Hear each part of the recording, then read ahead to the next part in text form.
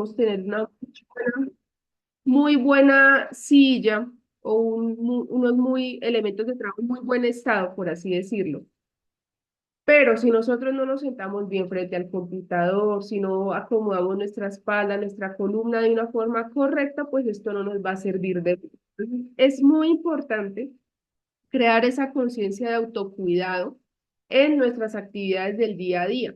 Saber que tenemos que mantener espalda recta, que al momento de usar el celular, de usar nuestros dispositivos móviles, de igual manera debemos procurar pues cuidar nuestra espalda.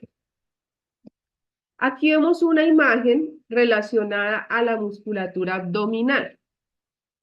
De pronto alguien, no sé, si encuentra o analizando un poco las imágenes que vemos acá en pantalla, alguien ve de pronto alguna relación entre esta musculatura e higiene postural. De pronto alguien analizando el concepto de higiene postural que vimos hace un momento ¿sabe qué relación tiene con la musculatura abdominal? De pronto alguien sabe o viendo las imágenes, de pronto analiza qué relación tiene la musculatura abdominal con la higiene postural. ¿Alguien sabe?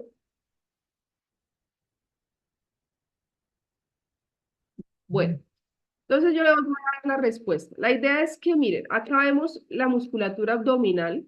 Digamos que nuestra caja o nuestra pared abdominal está compuesta por varias capas de músculos.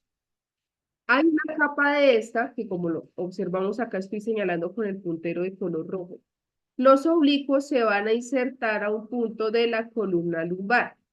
Entonces, ¿eso qué quiere decir o qué nos da a entender? Cuando nosotros tenemos el abdomen fuerte, cuando hacemos actividad física, cuando hacemos trabajo de core, de fortalecimiento del tipo abdominal, de igual manera, voy a favorecer que mi columna pues mantenga una buena alineación. Voy a ayudar a cuidar mi columna vertebral. Entonces, miren, vemos una relación muy importante acá del por qué es importante hacer actividad física dentro de nuestras rutinas cotidianas y cómo desde la actividad física podemos tener una buena higiene postural. Acá vemos, bueno, algunas consecuencias de la mala higiene postural, por ejemplo, miren, al manejar el teléfono, en el uso de las maletas, maletines y demás. Podemos tener dolores de cabeza, debilidad muscular, dolor y rigidez, alteración en el alineamiento de las vértebras e inflamación de los nervios. Son algunas de las consecuencias o cosas que podemos evitar, pues teniendo una buena higiene postural. Bueno, ya entrando un poco más en materia. Bueno, antes de pasar a las recomendaciones, ¿hasta aquí alguien tiene alguna pregunta? Ya vimos como esa introducción del por qué es importante tener una buena higiene postural en nuestro, digamos que nuestro día a día. Las recomendaciones que vamos a ver a continuación son o aplican para el uso frente al computador. La idea es que cada uno allí en su puesto de trabajo vaya haciendo algunos ajustes, vaya validando, verificando de pronto si vemos que la silla está muy alta, la pantalla cómo estará ubicada. Es importante todas estas recomendaciones para de igual manera favorecer una buena higiene postural. Entonces, como primera medida, vamos, lo ideal es que nuestro espacio por debajo del escritorio esté totalmente libre, que al yo flexionar y extender mis rodillas, pues no hayan elementos que limiten la movilidad de mis piernas, ¿listo? Entonces a veces ubicamos que la caneca, que el maletín, es importante liberar ese espacio y pues tener el espacio libre. Ahora, ¿cómo debemos ubicar nuestra silla? Entonces, uno, debemos, pues obviamente yo sé que de pronto ustedes tienen silla con ajuste de altura de la silla. Debemos verificar que la altura esté correcta y nosotros o cada uno cómo puede saber eso. Lo ideal es que mis antebrazos queden apoyados sobre el escritorio, pero que mi hombro no quede ni muy hacia arriba ni muy hacia abajo. Entonces es importante que la altura del asiento favorezca que mi hombro quede relajado, pero que mi antebrazo quede correctamente apoyado. De igual manera, miren, acá voy a señalar en este momento el espaldar de la silla. Lo ideal es que si se reclina hacia atrás, pues yo debo intentar, acá hay, digamos que bajo de la silla normalmente hay una palanca que ayuda a que el espaldar quede totalmente recto. Entonces es importante que ese espaldar favorezca que la espalda, al ser apoyada, quede totalmente recta y pues debe permitir cierto grado de inclinación, pero no se debe ir muy hacia atrás, más o menos es de 0 a 5. Entonces no es una inclinación que de igual manera va de cierta manera un poco hacia atrás, pero de todas maneras mi espalda se mantiene de forma recta. Cuando yo hago el ajuste de la altura del asiento, puedo tener dos opciones en caso de que mi estatura sea baja. Que mis pies de igual manera, pues que puede que queden apoyados, pero mi pierna puede perder esa angulación de 90 grados, es decir, que la pierna queda como hacia abajo y se pierde un poquito. Ya les voy a explicar un poco con más detalle la parte de la angulación de los 90 grados. En ese caso, debo usar apoyapiés o cuando digamos que definitivamente mis pies quedan colgando, soy muy bajita, pues en ese caso también debo usar. La ubicación de la pantalla. Entonces, la pantalla debe ubicarse de forma frontal. Lo ideal es que siempre esté de forma frontal. El borde superior debe estar aproximadamente dentro de mi altura visual. Es decir, si yo miro enfrente, debo ver el borde de mi pantalla. Y la distancia debe ser de 45 a 70 centímetros. Pero ustedes dirán, bueno, ¿y yo cómo sé que realmente la distancia cumple? La idea es que usted en este momento va a apoyar bien su espalda en el espaldar de la silla. Sentarse. Se acerca al escritorio y extiende totalmente su mano. Esta es una medida aproximada de cómo calcular o cómo saber de que la distancia de la pantalla pues es la correcta.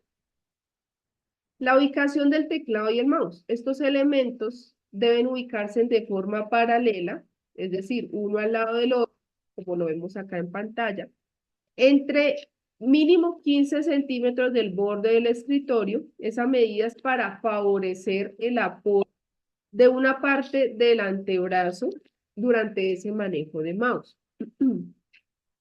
Es importante realizar los movimientos de mouse desde hombro, es decir, evitando los movimientos de desviación de muñeca, sino debo desplazar totalmente mi brazo para evitar sobrecargas a nivel de la muñeca. De igual manera, pues debo digitar con todos los dedos. Es muy importante tener en cuenta que en la medida de ser posible teclado y mouse, si vemos acá esta imagen en la pantalla, es una zona que está delimitada con color verde. En esa zona debe ubicarse mi teclado y mi mouse. Digamos que eso es como la norma en la que los elementos de más frecuente uso pues deben estar a mejor alcance o a una menor distancia. Y acá vemos una imagen que resume, pues, cómo debemos ubicarnos frente al puesto de trabajo. Entonces, mire, lo ideal es que la silla permita que la espalda quede totalmente recta. La altura debe favorecer que el apoyo de los antebrazos, de una parte del antebrazo se logre sobre el escritorio. Mi hombro no debe quedar relajado. Entonces, en ese orden de ideas también debe haber un ángulo de 90 grados, es decir, una L que se forma entre el codo y mi hombro y el antebrazo. A nivel de miembros inferiores, de igual manera, se debe haber una angulación de 90 grados. Acá es una L que se forma prácticamente al revés, que en caso de que se pierda esa angulación de 90 grados, es decir, que mi pierna quede como hacia abajo, es decir, algo así, en estos casos lo podemos tener, la pierna queda hacia abajo y mi pie queda correctamente apoyado, en ese caso de igual manera debo hacer uso de apoyapiés. Ubicar la pantalla, recuerden, totalmente enfrente. Si tenemos dos pantallas, debemos de igual manera ubicarlas de forma frontal y paralela una a la otra para evitar los movimientos de rotación de cuello. Eso en cuanto a la altura, en cuanto a la distancia, ya sabemos, se verifica con el brazo totalmente extendido. Son entre 45 a 70 centímetros en la distancia en la que yo debo tener ubicada la pantalla. No olvidemos digitar con todos los dedos y manipular mouse con movimiento desde abajo. Digamos que esas son como las normas a nivel general para tener en cuenta durante pues, la actividad de digitación. ¿Hasta aquí alguna pregunta? ¿Alguien hizo algún ajuste? Quiero de pronto escucharlos un poco si la información ha sido clara.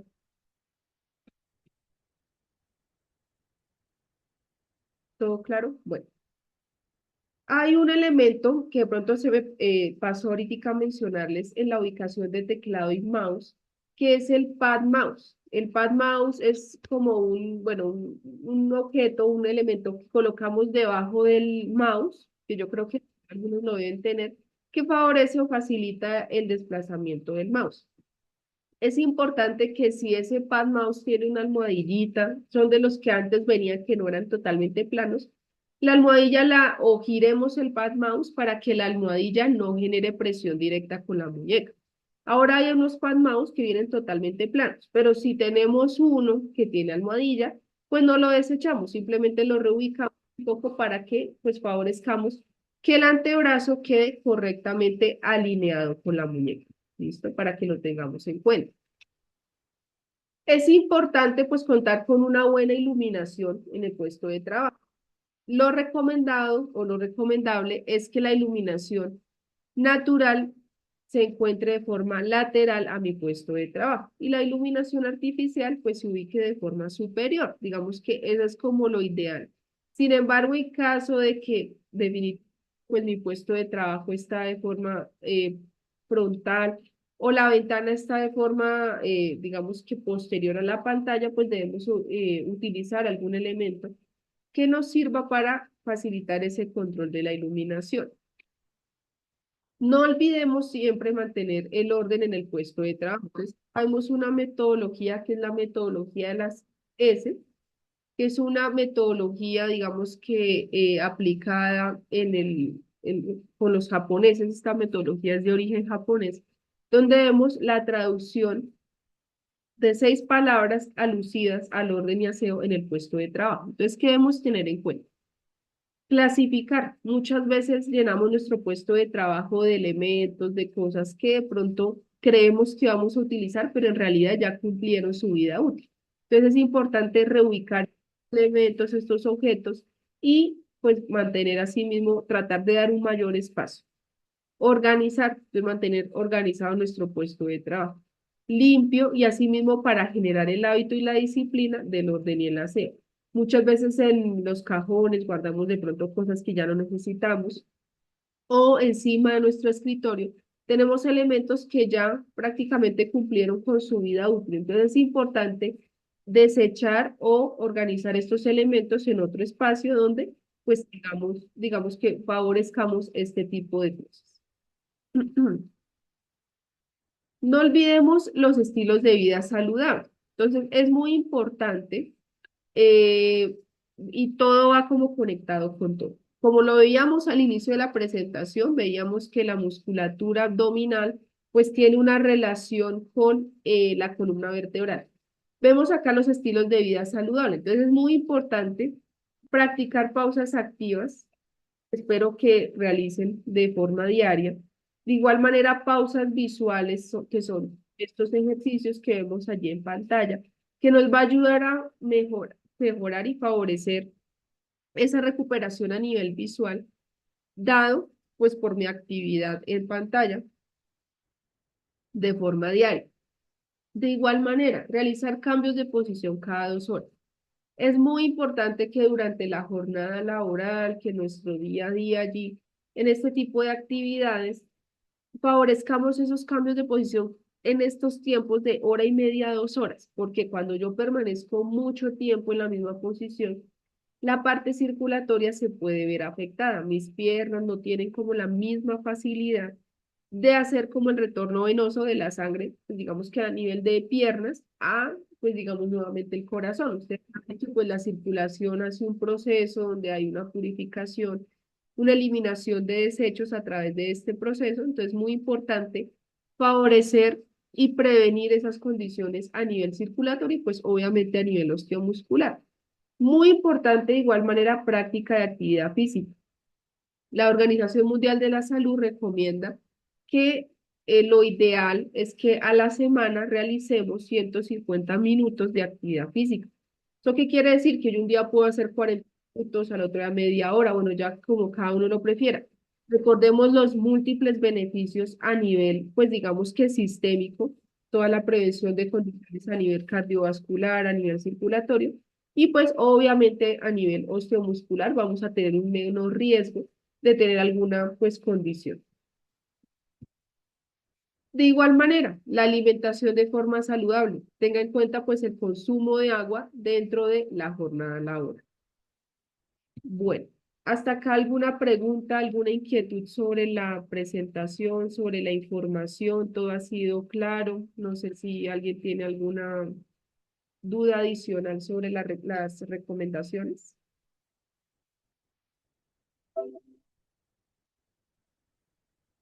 Si alguien pudo hacer algún ajuste de pronto en su puesto de trabajo, no sé cómo les fue, como verificando la altura de la silla.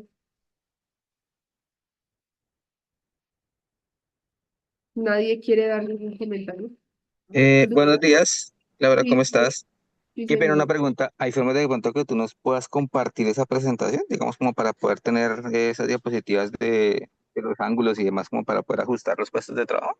Sí, claro que sí. Ya en un momentico, pues yo se la puedo compartir a Jason y pues para que tenga la información un poco más asequible, mejor dicho. Perfecto, Laura, gracias. Muchísimas gracias. Bueno, voy a Buenos días, Laura. compartirles. Sí, sí, Bueno, yo señora. te iba a comentar, digamos, con respecto a la altura de la pantalla. A mí me la ajustaron una persona de ARL, pero realmente, digamos, me dolía el cuello. O sea, con la postura que me la dejaron. Me tocó ajustarla un poco porque ya quedó como adecuada, ya no me molestaba, pero cuando me la ajustó la ARL, no que tenía que ser, digamos, ustedes indican, pero realmente, digamos, en ocasiones sí es como la altura, no sé, del tronco, no todo el mundo es igual de alto de tronco hacia arriba o de piernas para abajo. Entonces, digamos, tuve que acomodarla para que no tuviera dolor de cuello, porque mientras que me la dejaron así, no, el dolor de cuello era tremendo. Entonces, digamos, no siempre tiene que ser tan puntual, ¿sí? Desde mi punto de vista, sino desde que tú también estés cómodo y no tengas ningún dolor en tu parte muscular. Sí. Recordemos que la ergonomía, pues además de hacer, digamos que tener en cuenta como las recomendaciones del puesto, aplica también para cada uno. O sea, digamos que parte también de la comodidad, de que pues, la persona se sienta bien al hacer ese tipo de ajustes. Listo. Pero de todas maneras la tienes de forma frontal, ¿cierto? O sea, lo importante es que esté de frente y pues bueno, la altura, lo ideal sería Correcto. que esté dentro de la altura visual, pero bueno, Sí, ahí exacto. también Sí, depende sí, de exacto. cada. Pues no me genera ninguna molestia. Ese es el tema. Digamos que no genera molestia, lo mismo que la silla, que los pies. Bueno, o sea, digamos, uno va adecuándose a la postura que no le genere ninguna molestia y que no tenga ningún dolor durante la jornada laboral. Sí. Listo, perfecto. Bueno, ¿alguien más tiene algún otro comentario de pronto?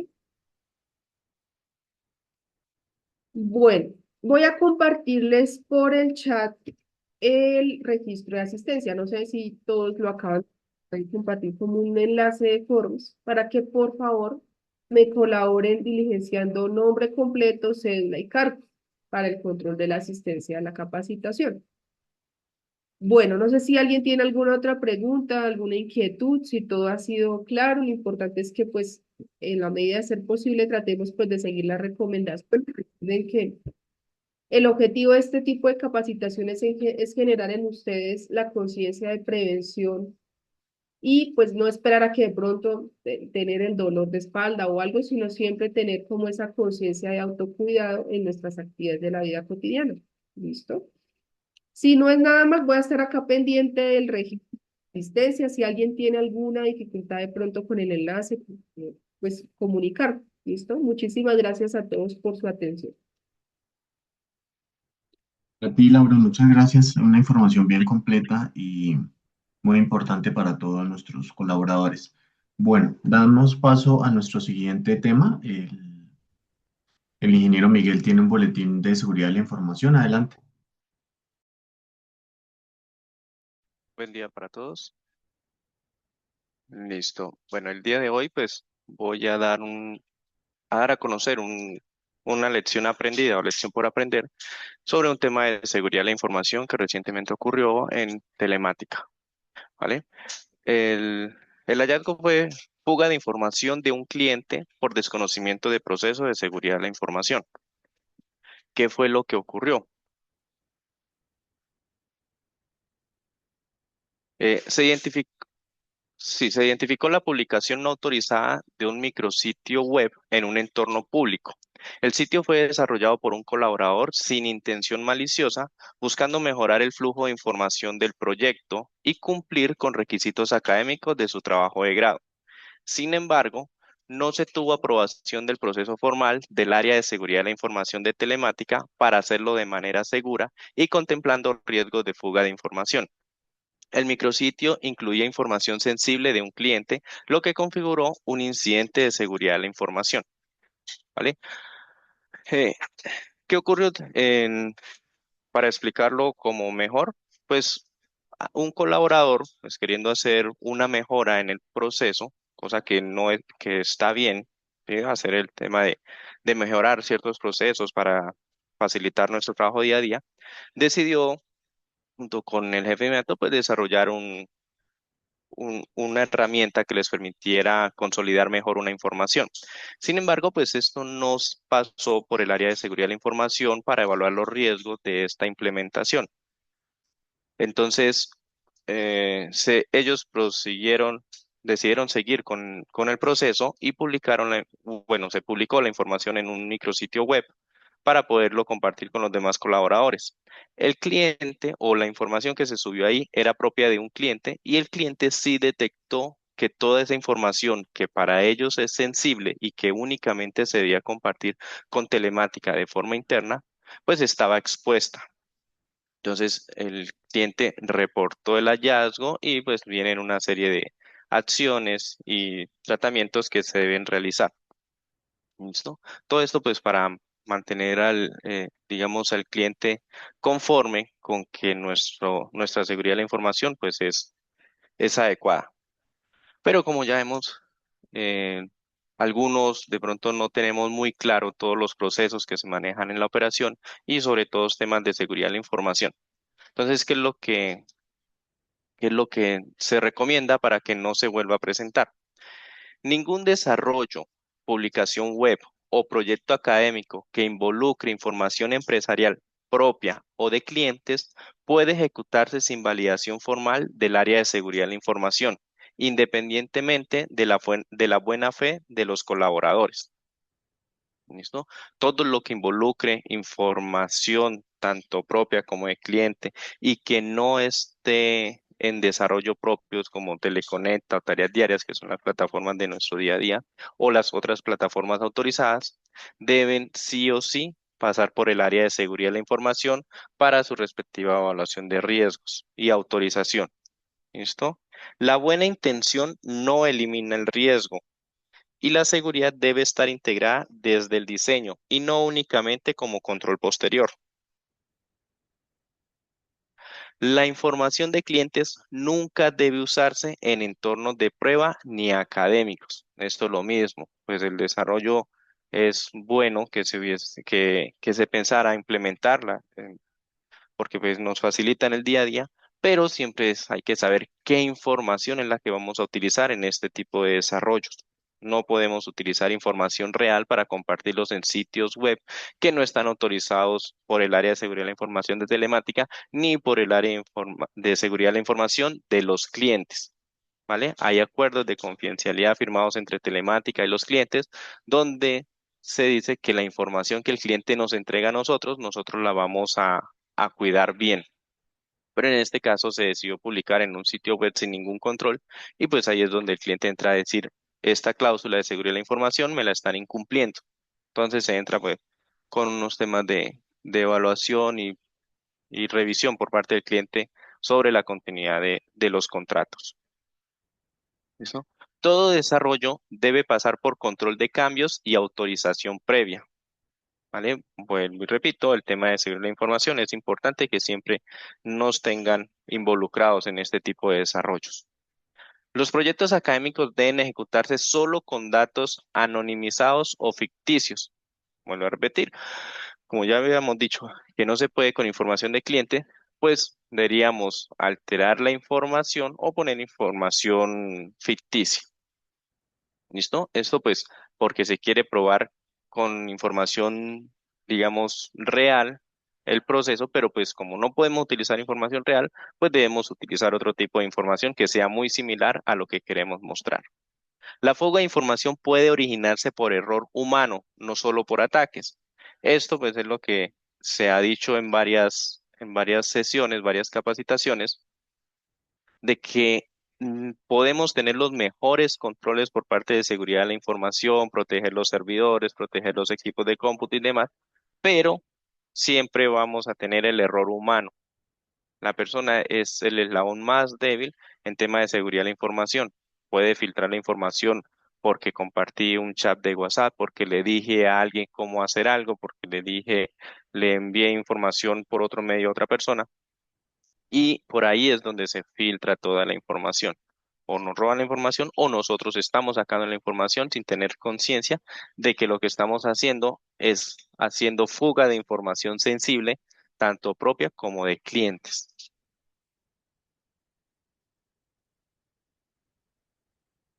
Eh, la cap- la capacitación en seguridad de la información debe ser permanente y obligatoria.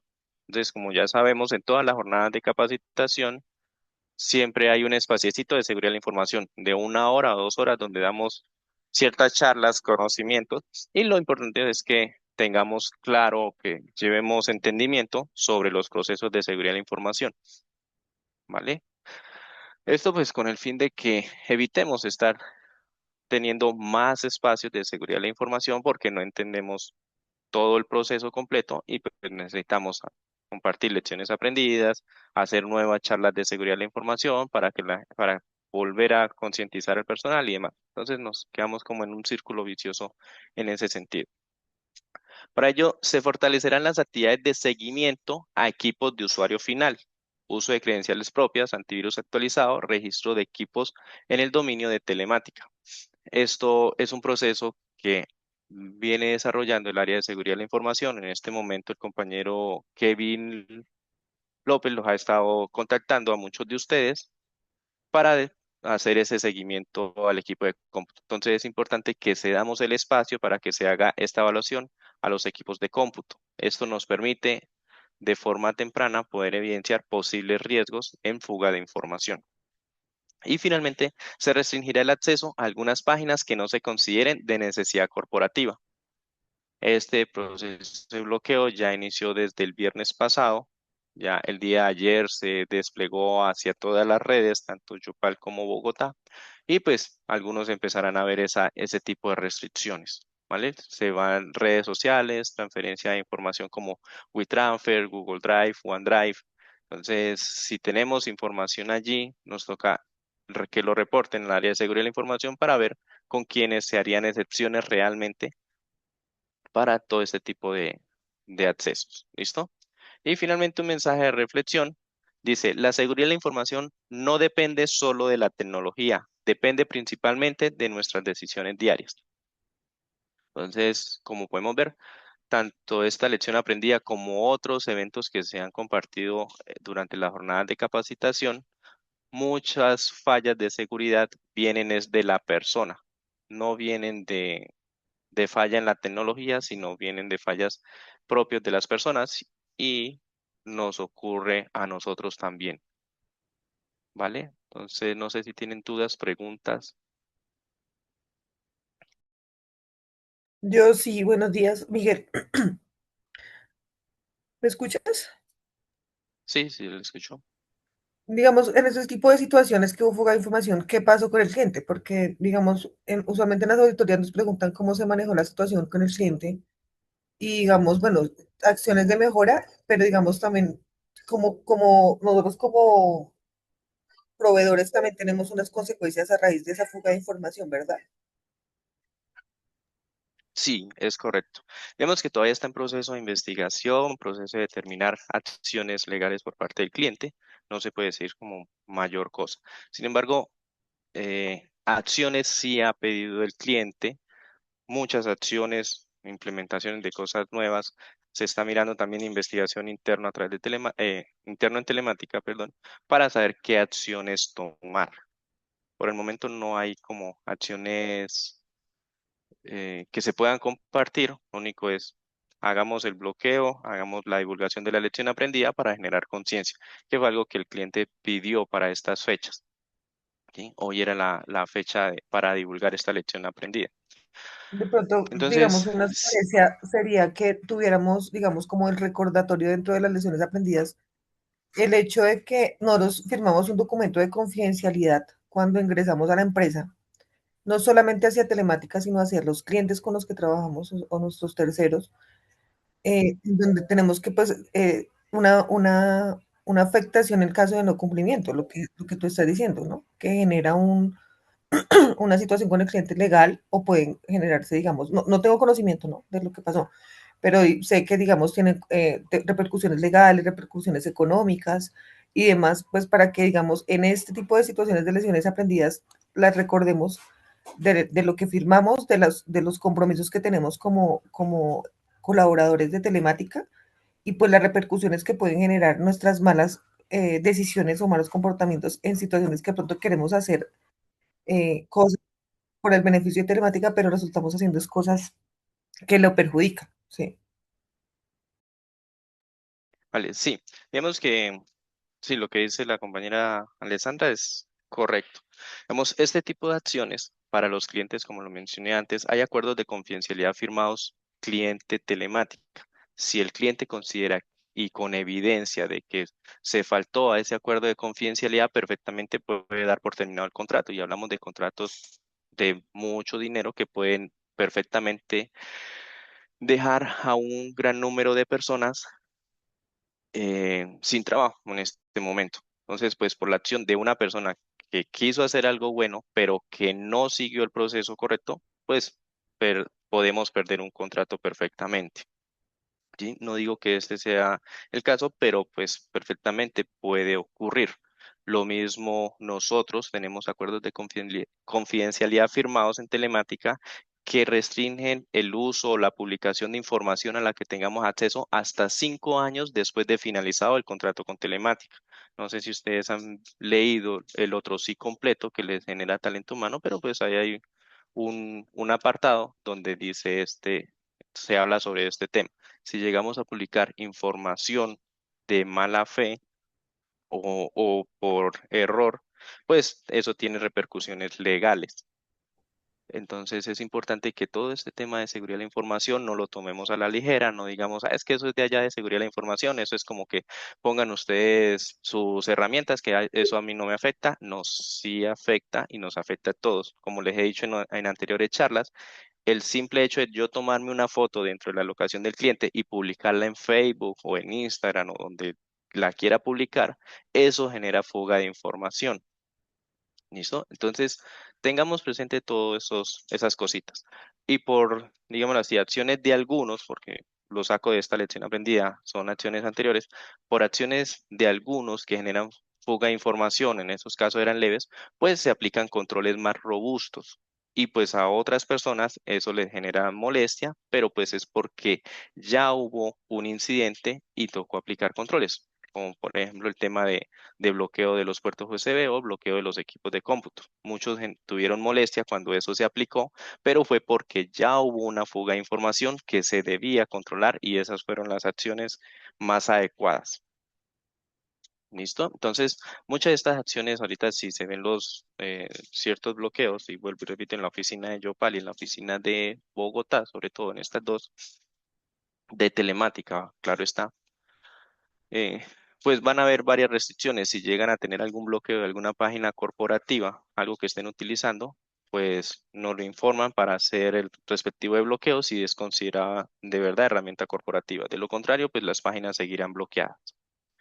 ¿Vale? Entonces, vuelvo y repito, pues todo esto es para que lo tengamos realmente presente. Muchas acciones que se toman es por incidentes que ya se han presentado.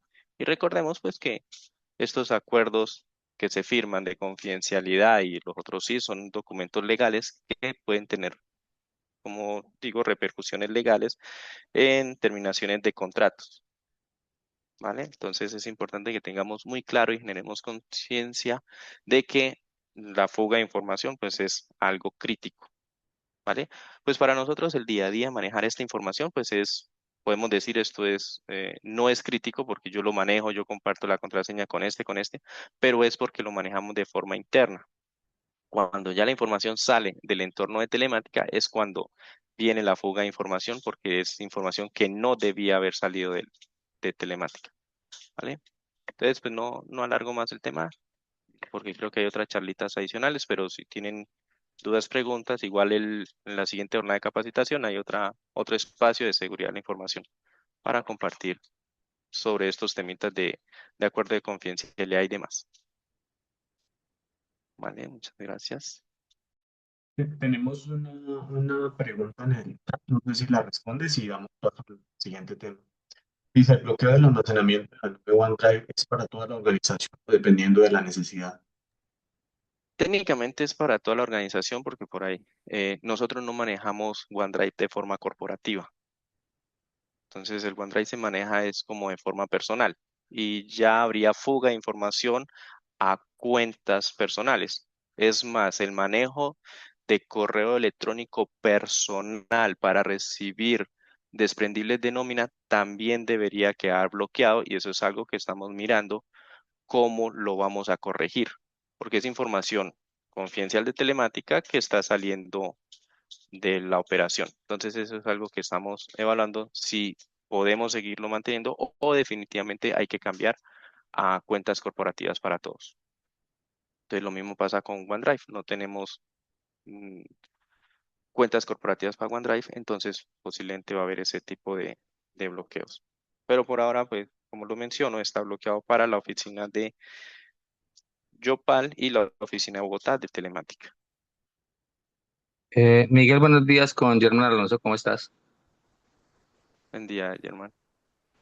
Una consulta, teniendo en cuenta lo que acabas de comentar del OneDrive y bueno, de todas esas, digamos, aplicaciones para subir datos a la nube, digamos, qué otro método tendríamos de pronto que esté avalado para poder, digamos, subir información o tenemos algún SharePoint o algo donde nosotros podamos cargar información y digamos que algún tercero o algún cliente de nosotros pueda entrar a revisar esa información ahí?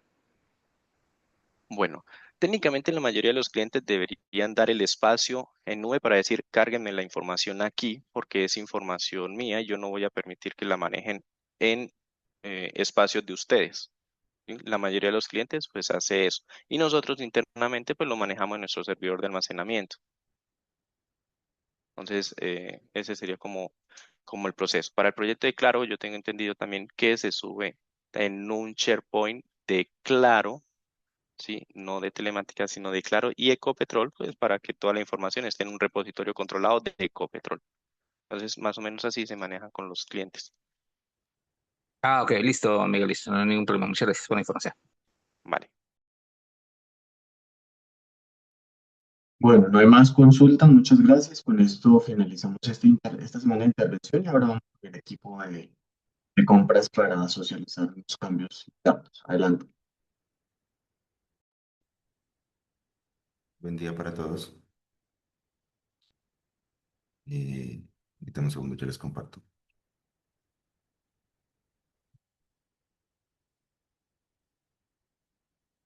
Listo. Ahí ya están viendo la pantalla, sí, la presentación.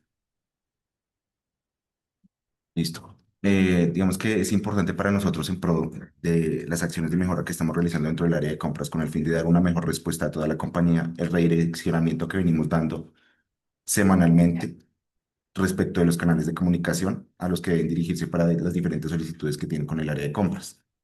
Esta información la hemos venido divulgando a través de los grupos de WhatsApp en los que estamos, pues la mayoría de integrantes de la compañía.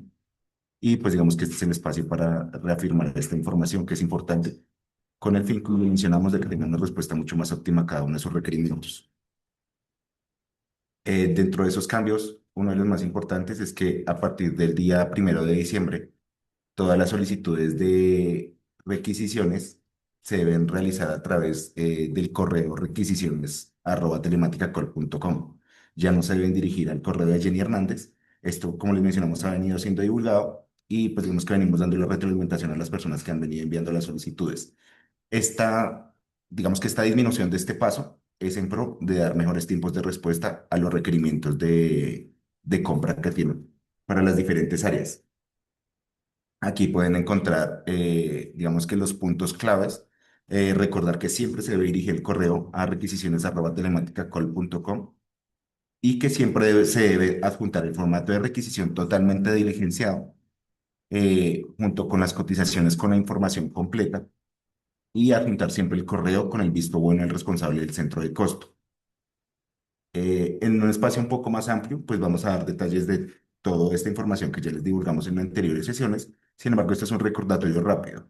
Importante tener en cuenta cuando nos referimos a cotizaciones con el proceso completo, es que vengan con toda la información en cuanto a descripción del producto, la marca, la referencia, el IVA y digamos que todos los adyacentes en cuanto a tiempos de entrega y demás que se requieran para que el producto o bien o servicio que necesitan pues sea entregado en las condiciones en que lo requiere. Importante también recordarles que para poder generar una requisición hay un campo de referencia que siempre es obligatorio que lo diligencien y esto debe ser dirigido a través de la plataforma Teleconecta, en donde todos los usuarios de la compañía tienen habilitado el campo de la consulta de productos. Allí es donde ponen esa referencia y descripción que aparece como tal en esa búsqueda que realizan en Teleconecta. Y en caso que no encuentren el producto, lo deben hacer la solicitud de creación a través del correo de gestión productos @telematicacol.com, en donde en el asunto deben poner la creación, la modificación o activación del producto, más la descripción del producto que están pidiendo que se cree. Deben adjuntar la cotización con la información completa y pues digamos que la información del correo, digamos que es mucho más clara y van a recibir una respuesta de una manera muy eficiente para que puedan completar el proceso de la generación de la requisición y continuar con el proceso de la solicitud ya al área de compras, adjuntando los requisitos que les mencionaba con anterioridad. Importante tener en cuenta que el área de compras está trabajando en hacer una divulgación de todos los proveedores activos para la compañía. Sin embargo, siempre es importante esa comunicación y esa sinergia que tengamos entre el área solicitante y el área de compras para determinar si un proveedor ya está creado o no, porque de eso depende la agilidad con la que se puede emitir una orden de compra o una orden de servicio para proceder con el bien tangible o servicio que se requiere. Para esta información, ustedes pueden consultar con la responsable de la creación de terceros, que es Diana Carolina Petro. Aquí encuentran la información, igual está estos puntos y estos canales de comunicación, los vamos a seguir compartiendo semanalmente. Con ella deben dirigirse para verificar si un proveedor está o no creado. Porque si ustedes remiten una requisición con toda la información, pero resulta que es un proveedor que aún no se encuentra creado en nuestra base de datos, pues eso implica una solicitud de documentación, una inscripción, una selección y demás, y pues eso alarga un poco los días de gestión. Entonces, en pro de generar respuestas oportunas, pues compartimos a ustedes estos canales de comunicación. Por otra parte, recordar que siempre todas las solicitudes de recepción de solicitudes de compra y servicios, es decir, requisiciones y las solicitudes de anticipos, están como responsable nuestra compañera Dina Alexandra Vallejo. Aquí encuentran la información de contacto, el correo es el de requisiciones, el teléfono, el que pues, pueden encontrar acá, el cargo es asistente administrativa y ya se encuentra ubicada en Yopal. Para la solicitud, otro cambio que tuvimos es el cambio del correo mediante el cual ustedes deben solicitar los requerimientos de alojamiento. El responsable es Jensi Suarique, cargo asistente administrativa, y el correo, único correo al que deben remitir las solicitudes de alojamiento es reservas@telematicacol.com. Esto con el fin de que puedan tener una respuesta mucho más efectiva, un canal de comunicación único para este tipo de solicitudes, permite que tengan una respuesta mucho más eficiente y que también la comunicación que tengan con el interlocutor, pues pueda darse ese direccionamiento mucho más proactivo. Ante cualquier solicitud, requerimiento adicional, seguimiento o cualquier novedad que puedan presentar en cualquier subtarea del proceso del área de compras, se pueden dirigir a Blanca Lilia Rosas al correo compras@telematicacol.com. Ella tiene conocimiento absolutamente de todos los campos y el seguimiento de todas las subtareas que tenemos en el área de compras y pues digamos que ante una novedad que no haya sido resuelta, pueden dirigirse directamente a ella. Por último, recordarles que las solicitudes de reportes de garantías y las solicitudes de cotizaciones deben ser dirigidas únicamente al correo soportecompras@telematicacol.com. Allí es donde van a recibir una respuesta mucho más eficiente. Importante recordarles que tanto para las cotizaciones, garantías, solicitudes de requisición, deben remitir el correo exclusivamente a ese correo. Los correos que lleguen de solicitudes y que no sean adecuadas al correo o al canal de comunicación que estamos indicando, pues se van a devolver porque no pueden ser tramitadas, porque precisamente por eso es que hay un responsable para cada uno de estos procesos. Por último, queremos recordarles una información que hemos venido remitiendo a todos nuestros proveedores, y es que nosotros el cierre de facturación como compañía lo tenemos el 19 de diciembre de 2025. Es decir, esa es la fecha máxima de recepción de facturas y cuentas de cobro. Por favor, tener presente esto para la planeación de sus actividades y también para la aprobación de las facturas o centros de costo que se remiten para poder radicarlas dentro de esos plazos. Esta información es vital porque digamos que después de esta fecha pues no van a haber excepciones para recepción de facturas, y pues muchos de los proveedores o contratistas pues digamos que van a tener pues digamos que ciertos baches o ciertas desviaciones respecto de la prestación del servicio o la entrega de los productos basados en que no se realizó una planeación adecuada de los suministros que requieren para sus diferentes proyectos. En un espacio, como les comentaba, mucho más amplio, mucho más largo, pues vamos a dar detalles respecto del tema de garantías y digamos que en general de las subtareas del área de compras. Pero este es un recordatorio de la información que hemos venido compartiendo desde la semana anterior y que vamos a seguir recordando durante las siguientes semanas.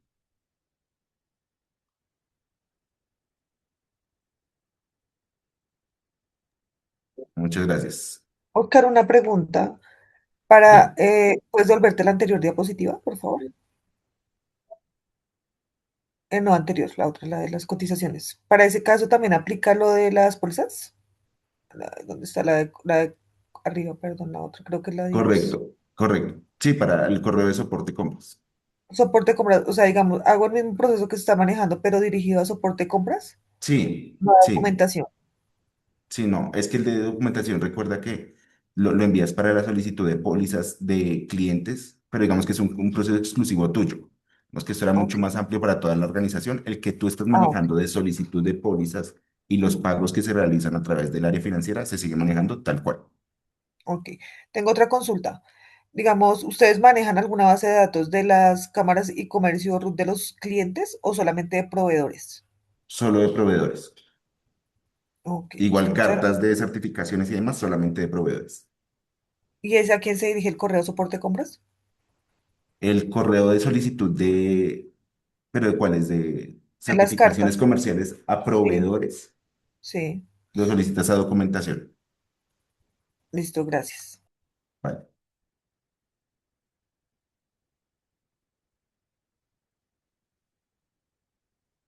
Muchas gracias y buen día para todos. Bueno, Oscar, muchas gracias y a todos, por favor, registrar la asistencia que ya se les compartió el link al chat de la sesión y al grupo de información. Que tengan un excelente día, un excelente resto de semana. Hasta luego. Gracias, buen día. Muchas Hasta luego, gracias. gracias.